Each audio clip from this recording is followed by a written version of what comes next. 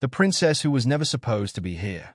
Princess Caroline of Monaco was never meant to carry a crown, let alone bury three of the people she loved most. Yet today she stands at the center of a royal storm, one involving family secrets, a controversial marriage, and a series of tragedies that have left her clinging to a title that seems more curse than blessing. Her story is a chilling reminder that behind the palace walls, not all fairy tales have happy endings. Before we uncover what really happened, tell us in the comments, what do you think is the biggest misunderstanding about this story? The princess who was never supposed to rule.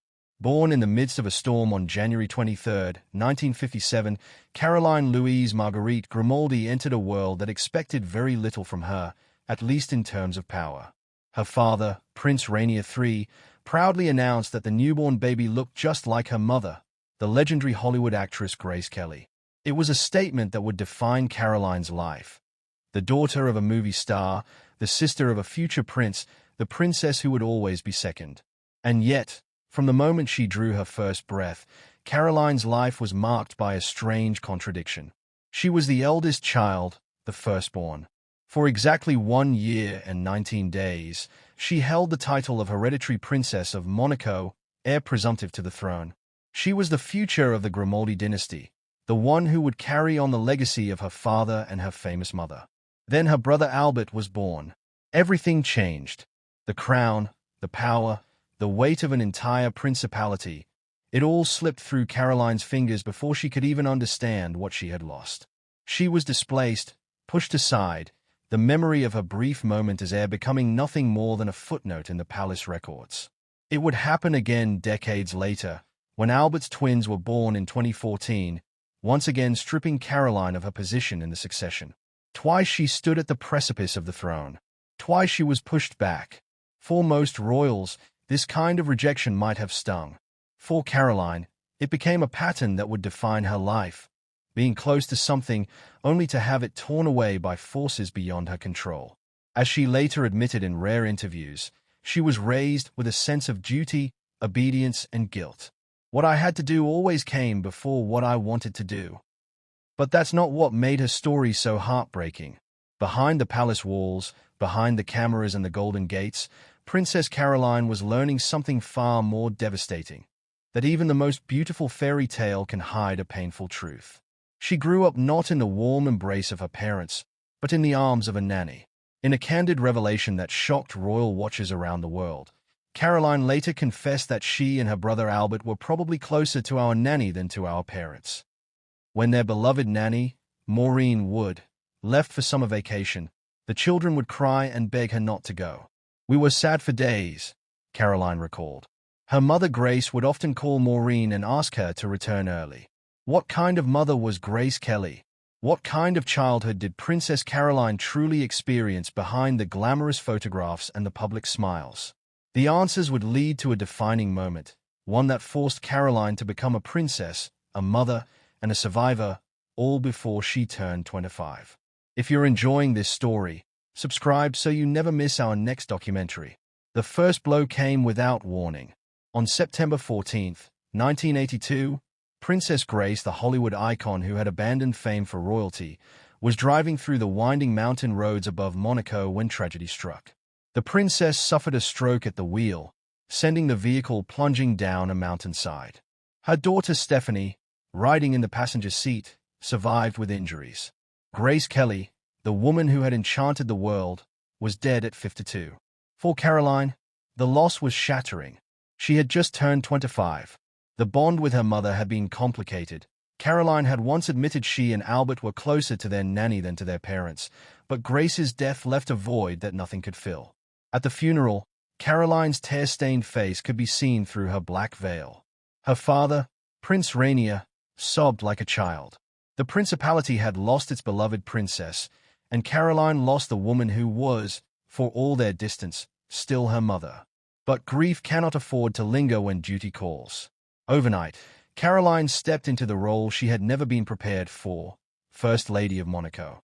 Prince Rainier, himself devastated, made a remarkable statement about his daughter.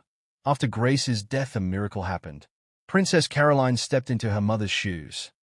She would now represent the royal family at functions throughout Europe, champion the cultural institutions her mother had founded, and carry the weight of a principality on her shoulders. Yet behind closed doors, Caroline was quietly crumbling. Her first marriage to Philippe Junot had already dissolved in scandal. A union entered in defiance of her parents ended just 2 years later when photographs of Junot with another woman surfaced. The divorce had left her bruised, and now her mother's death left her broken. But then came Stefano Casiraghi. The Italian businessman appeared in Caroline's life like a beacon of light in darkness. They met during a Mediterranean cruise with mutual friends, and Caroline fell deeply, irrevocably in love. This was no youthful rebellion. Stefano was the man she had been searching for. They married in a civil ceremony at the palace's Hall of Mirrors on December 29, 1983. Caroline was 3 months pregnant, so they couldn't wait for the church to annul her previous marriage. Her words at the time revealed just how much she longed for this life. "I wanted a real home and children. It was difficult for my conscience, but I was overwhelmed by the desire to have children." For 7 years, Caroline found the stability she had always craved. She and Stefano built a family. Andrea born in 1984, Charlotte in 1986, and Pierre in 1987. They lived in Villa Le Clos Saint-Pierre in Monaco, and Caroline, who had been so distant from her own parents, showered her children with the love she had longed for. Stefano was the love of her life. It was, by all accounts, a fairy tale. But the fairy tale had an expiration date, and it arrived with the roar of an engine and the crash of waves. The story of what happened on October 3, 1990, would change everything for Caroline. It was a tragedy that no amount of royal privilege could prevent, and it would leave her at 33, widowed with 3 young children, and asking a question that would haunt her for years. On October 3, 1990, Stefano Casiraghi climbed into his powerboat Pinot di Pinot off the coast of Saint-Jean-Cap Ferrat, determined to defend his World Offshore Championship title. The waters were choppy, the conditions treacherous. But Stefano was 30 years old, at the peak of his physical prime, and this was supposed to be his final race before retirement. Witnesses would later describe what happened in horrifying detail. Stefano was driving too fast, pushing the limits as he had done his entire life. Other competitors had slowed down after the first buoy when the water grew rough, but Casiraghi kept his foot on the throttle. "The guy was driving like a madman," one British mechanic for another boat told reporters. The boat hit a wave at nearly 100 miles per hour. It somersaulted backward. Stefano was killed instantly. His body was brought to a mortuary near the Princess Grace Hospital. He lay in a simple mahogany coffin, still wearing the racing suit in which he died. There was a slight cut under one eye. His parents, who had traveled to Monaco to watch their son compete, were devastated. His co-pilot survived with injuries. Caroline was in Paris at the time, preparing for an evening gala at the opera. There were no mobile phones in those days, and reaching her proved nearly impossible. It was through her close friend Inès de la Fressange that the palace finally located the princess at her hairdresser. The news must have hit her like a physical blow. She rushed back to Monaco immediately. That night, she went to the mortuary to see her husband's body. She returned again the following morning. Palace aides described her as composed, but the mask of royal composure cannot hide such devastation. The funeral, held on October 6 at the Cathedral of St. Louis in Monaco, was attended by 1,500 people. French movie star Alain Delon was there. The First Lady of France, Danielle Mitterrand, stood among the mourners. But the image that remains seared in memory is that of Princess Caroline, just 33 years old, leaning heavily on the arm of her white-haired father, Prince Rainier. One bystander described her as bent in two by grief, adding, "One almost would have thought her an old woman."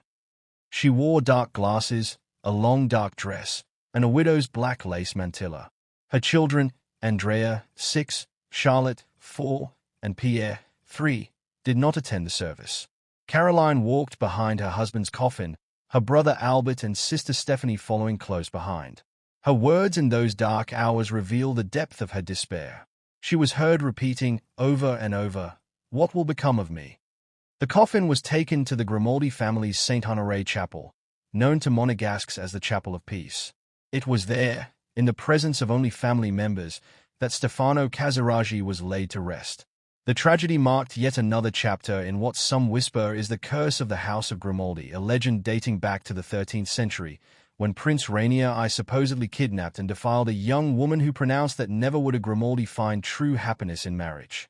For Caroline, the curse had now claimed her mother and her husband. The fairy tale was over. If this story surprised you, share it with someone who would enjoy uncovering forgotten Hollywood stories.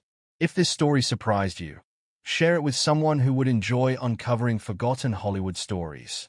The years that followed Stefano's death became a blur of survival for Princess Caroline.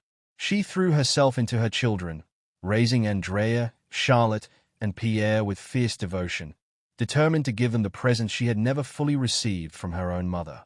She stepped into the role of Monaco's First Lady with unwavering duty, representing the principality at state functions, championing cultural institutions, and carrying the weight of a family that seemed perpetually shadowed by tragedy. But Caroline had learned one painful lesson: happiness is fragile. When she met Prince Ernst August of Hanover, the head of Germany's deposed royal dynasty, she approached the relationship with caution. Yet something about the bespectacled, intellectual prince drew her in. He was a descendant of Queen Victoria, a distant cousin of Queen Elizabeth, a man who moved through the highest echelons of European aristocracy with ease. On January the 23rd, 1999, her 42nd birthday, Caroline married him in a quiet civil ceremony. The honeymoon was short-lived. Ernst August had a reputation that Caroline may have underestimated. Within weeks of the wedding, Germany's biggest tabloid, Bild Zeitung, dropped a bombshell: Caroline's prince, the bitter Nazi truth. Allegations emerged that Ernst August's grandfather had profited from the expropriation of Jewish businesses during the Nazi era, acquiring shares in a Jewish-owned bank and Austria's largest construction company after their Jewish owners were dispossessed. His father had joined the SS in 1933.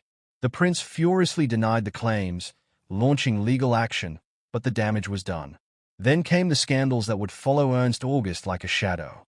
A year after the wedding, he was photographed urinating on the Turkish pavilion at Expo 2000, causing a diplomatic incident. In 2004, he was convicted of causing serious bodily harm after assaulting a nightclub owner in Kenya, punching him with a metal ring, injuries that required hospital treatment. He assaulted a journalist with an umbrella. He developed acute pancreatitis in 2005, slipping into a coma one day before Prince Rainier's death. Caroline, once again, found herself enduring a tragedy she had not chosen. The marriage effectively ended in 2009, though the couple never formally divorced. Caroline's children had grown.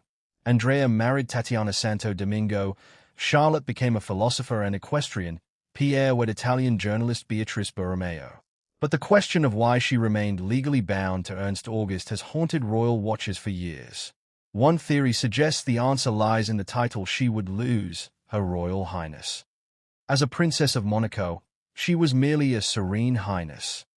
As the wife of the head of the House of Hanover, she became a royal highness, a distinction of significant weight in the world of European aristocracy. A divorce would strip her of that status. Some whisper she has endured everything: the infidelity, the violence, the public humiliation, simply to keep her title. Yet Caroline, now 68, has found her peace in the role that always mattered most to her: matriarch. She has stepped back from the daily demands of palace life, spending time in Paris and on the family's estate in Germany. She oversees her children's lives with quiet pride, a grandmother 7 times over. And when she attended the opening of an exhibition dedicated to her parents' wedding in Monaco, she wore a gold heart pendant engraved with her name intertwined with those of Grace and Rainier. It was a gesture of love, but also a reminder: some curses cannot be broken. They can only be endured. If you enjoyed this documentary, like the video and subscribe for more true celebrity stories every week.